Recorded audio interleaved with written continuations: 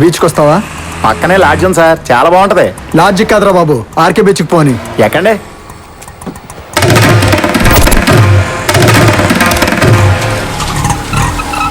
ఏంట్రా ఇంత late? Passenger ఎక్కాలి కదమ్మా. కొంచెం జరగచ్చుగా.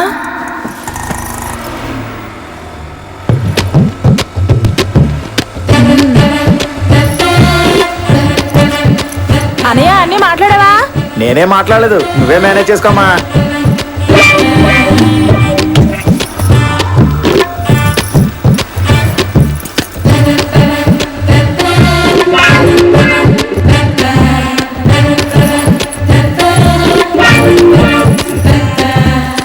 అయ్ బాబోయ్, అలా చూస్తారేంటండి? నేను అలాంటమైన కాదు.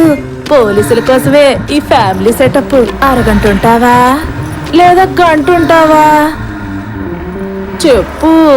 ఆటో ఆపు. ఏంటి నువ్వు అబ్బాయివేగా? ఆటో కనీసం అరగంటైనా ఉండు. ఒకసారి ఆలోచించండి సార్. నా టచ్ దిగా. వదలమ్మా. ఫిగర్ చూసి పోటుగాడు అనుకున్నాను. చిచి, రైల్వే స్టేషన్ కి పోనీ.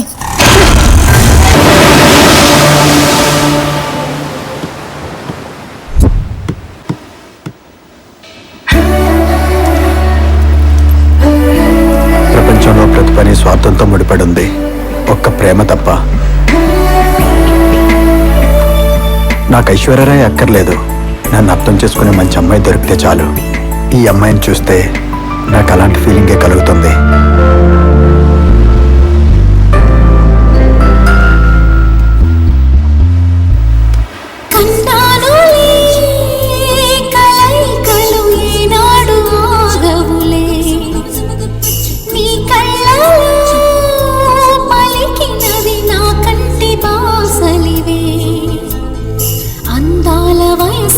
తెలితామరై విరబోసే వలపేదో నాలో.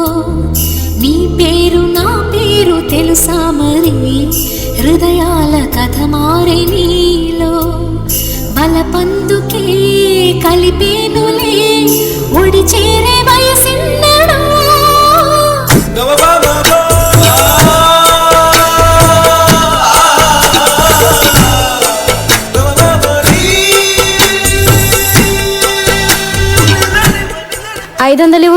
ఎందుకు? అరగంట నుండి నన్నే చూస్తున్నావుగా. చూస్తే హలో, కాఫీ డేలోకి వెళ్ళినా డబ్బులు కట్టాలి, సినిమా హాల్లోకి వెళ్ళినా డబ్బులు కట్టాలి, ఆఖరికి పార్క్ లో కూర్చున్నా డబ్బులు కట్టాలి. అది ఎంటర్టైన్మెంట్. నేను పిప్పర్మెంట్ ని. సిగ్గులేదు? అది నన్ను కని పారేసిన ఎదలుకుండాలి. సారీ.